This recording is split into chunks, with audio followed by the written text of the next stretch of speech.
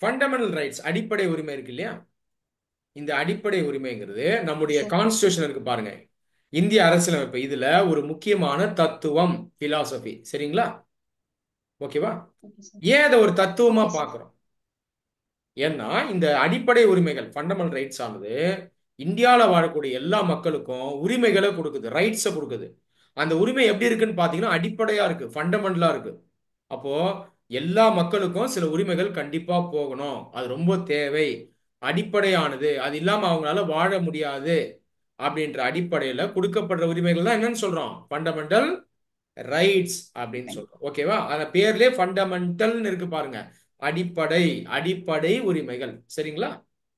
Indian okay sir. கான்ஸ்டிடியூஷன்ல இருக்கக்கூடிய நிறைய அம்சங்கள், fundamental rights, DPSP, fundamental duties, இதெல்லாம் மற்ற நாடுகள்ல இருந்து நம்ம பாரோ பண்ணியிருக்கோம்.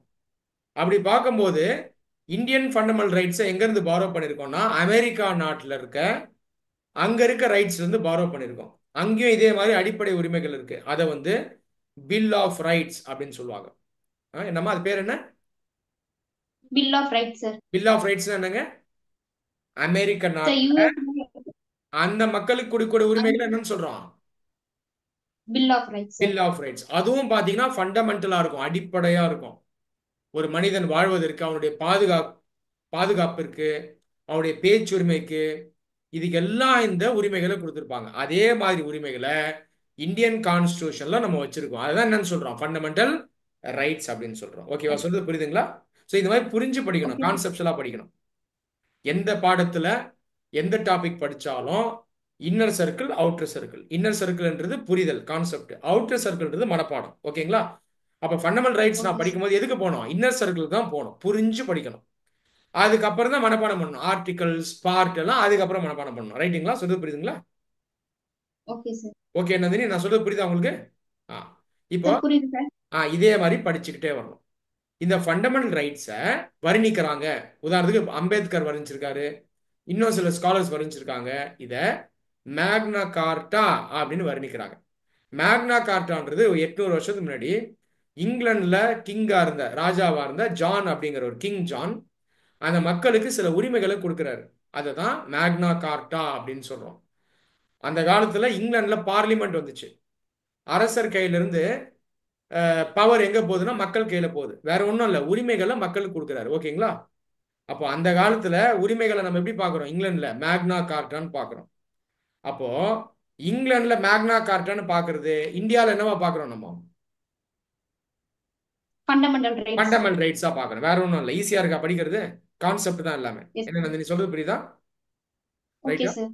அதனால தான் எஸ் இந்தியாவில் சார். இருக்கக்கூடிய ஃபண்டமெண்டல் ரைட்ஸ் எப்படி வர்ணிக்கிறோம் நம்ம? மேக்னா கார்ட்டா அப்படின்னு கரெக்டா. வர்ணிக்கிறோம். ஓகேங்களா? சொல்றது புரியுதா? Okay sir. மேக்னா கார்ட்டா. இப்படியே தான் படிச்சுட்டு போகணும். கான்செப்ட்ஸ்லாம் புக்ல இருந்து படிச்சுட்டே போகணும். லக்ஷ்மிகாந்த் புக் எடுக்கிறீங்க, ஃபண்டமெண்டல் ரைட்ஸ் சாப்டர் எடுக்கிறீங்க, இந்த மாதிரி புரிஞ்சு அப்படியே படிச்சுட்டு போகணும். அடுத்தது மேற்கொண்டு படிக்கணும். Fundamental rights are inalienable. Inalienable அப்படின்னா ஒரு மனுஷன் கிட்ட இருந்து ஒரு விஷயத்தை நம்ம எடுக்க முடியாது, அது அவனுக்கு தான் சொந்தம்.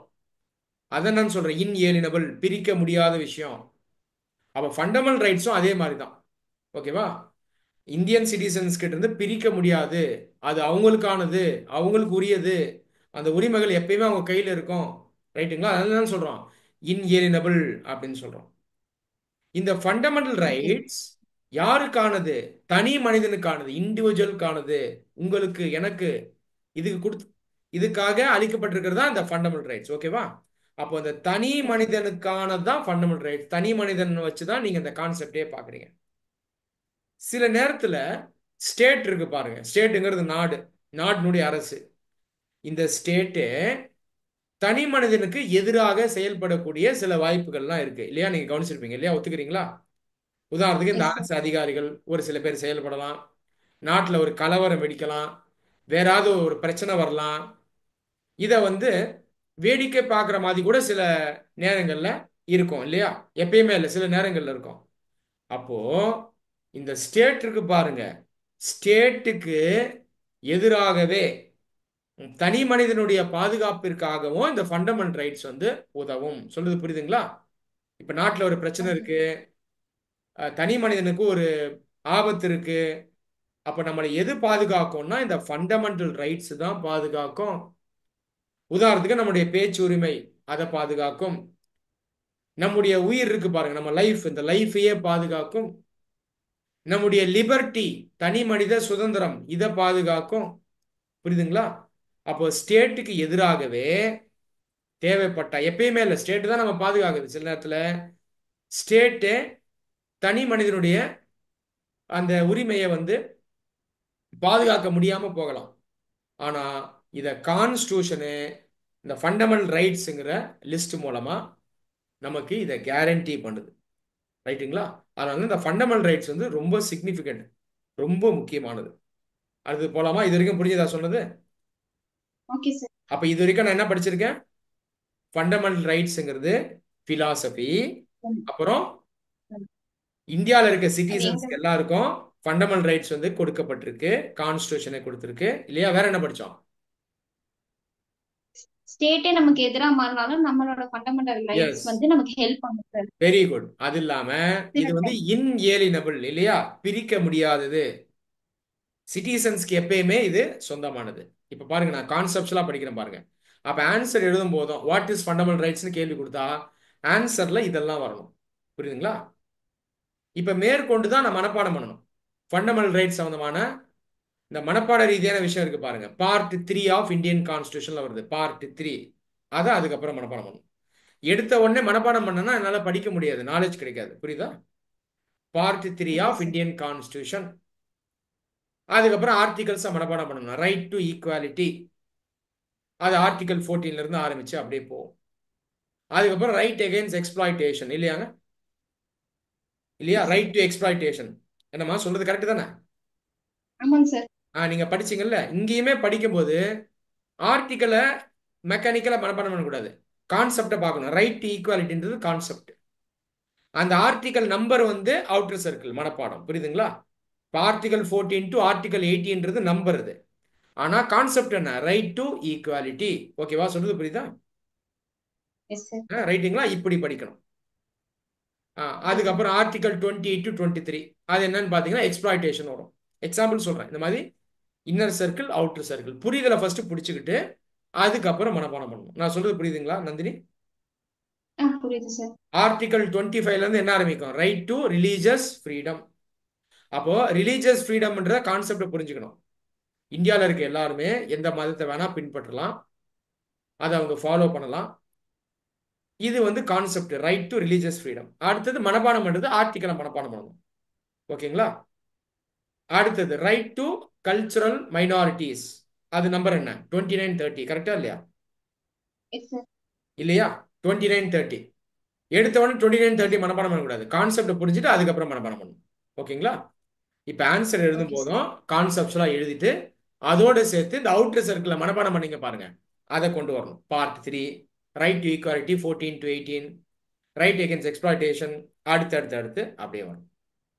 ஓகேங்களா? 14 டு 19ன்றது நம்ம வந்து ரைட் டு ஈக்குவாலிட்டி வரும். 19ங்கிறது ரைட் டு ஃப்ரீடம் இல்லையா? Yes sir. இதெல்லாம் எஸ் வந்து சார். அதுக்கப்புறம் மனப்பாடம் பண்ணணும். எடுத்த உடனே மனப்பாடம் பண்ணக்கூடாது. மைண்ட் மனப்பாடத்தை நோக்கி ஓடும், ஓட விடக்கூடாது. பொறுமையா நிறுத்தணும். புரிஞ்சுக்கிட்டது அப்புறம் தான் மனப்பாடம் பண்ணணும். ஓகேவா? Okay sir. Okay. Okay sir. இந்த வாரம் வேற என்ன சப்ஜெக்ட் படிச்சீங்க பாலிட்டி இல்லாம? Sir geography sir. ஜியோகிராஃபி படிச்சீங்க. இப்போ ஒரு ஐடியா கிடைக்குதா எப்படி படிக்கணும்னு? சார் கிடைக்குது சார். பேசிக்ல ஆரம்பிச்சு அப்படியே போகணும். மேற்கொண்டு ஓகே அப்படியே சார். அட்வான்ஸ்டா படிக்கணும். Fundamental rights they are not sacrosanct இல்லையா? சாங்க்ரோசாங்க்டா நாட் சாங்க்ரோசாங்க்டா? Not sacrosanct sir. சாங்க்ரோசாங்க்னா என்ன? புனிதமானது தான் சாங்க்ரோசாங்க்ட். இது வந்து எஸ் சார். புனிதமானதுன்னு நம்ம பார்க்க வேண்டிய அவசியம் இல்லை. தேவைப்பட்டா ஃபண்டமெண்டல் ரைட்ஸை கூட நம்ம அமெண்ட் பண்ணலாம் இல்லையா? சீர்திருத்தம் பண்ணலாம் இல்லைங்களா? அதெல்லாம் ஆமாங்க சார். சாங்க்ரோசாங்க் கிடையாது. இதுக்கு முன்னாடி ஃபண்டமெண்டல் ரைட்ஸை நம்ம சீர்திருத்தம் பண்ணியிருக்கோம், அமெண்ட்மெண்ட் பண்ணியிருக்கோம். தேவைப்பட்டா அதை மாற்றி அமைக்கலாம். அது இல்லாம இது வந்து ஜஸ்டிஷியபிள். ஜஸ்டிஷபிள்னா என்னன்னா, நம்ம தேவைப்பட்ட நீதிமன்றங்களை அணுகி நம்முடைய ஃபண்டமெண்டல் ரைட்ஸை நம்ம நிலைநாட்டலாம். இதுதான் ஜஸ்டிஷியபிள். உதாரணத்துக்கு ஆர்டிகல் 32 மூலமா ஒரு தனி மனிதன் தன்னுடைய ஃபண்டமெண்டல் ரைட்ஸ் பாதுகாக்கப்படலை அப்படின்னா அவன் வந்து நீதிமன்றத்தை அணுகி என்னுடைய ஃபண்டமெண்டல் ரைட்ஸ் எனக்கு உறுதி செய்யப்படணும் அப்படின்னு அவர் வந்து நீதிமன்றத்தை நோக்கி போகலாம். அதனால தான் அந்த ஃபண்டமெண்டல் ரைட்ஸ் என்னன்னு சொல்றோம், ஜஸ்டிஷபிள் அப்படின்னு சொல்றோம் இல்லையா? அப்ப அந்த ஃபண்டமெண்டல் ரைட்ஸ்க்கு எவ்வளவு முக்கியத்துவம் இருக்கு இல்லையா? அதனால தான் அந்த yes sir. Soul of the constitution சொல்றோம். சோல் ஆஃப் கான்ஸ்டியூஷன் சொல்றது சரிதானே? இந்த அளவுக்கு முக்கியத்துவம் இருக்குல்ல எஸ் சார். இல்லையா? ஆமா சார். அதனால தான் அந்த சோல் ஆஃப் த கான்ஸ்டியூஷன் அப்படின்னு சொல்றோம். இந்த மாதிரி தான் நீங்க படிக்கணும். ஓகேவா? Okay sir. ரைட்.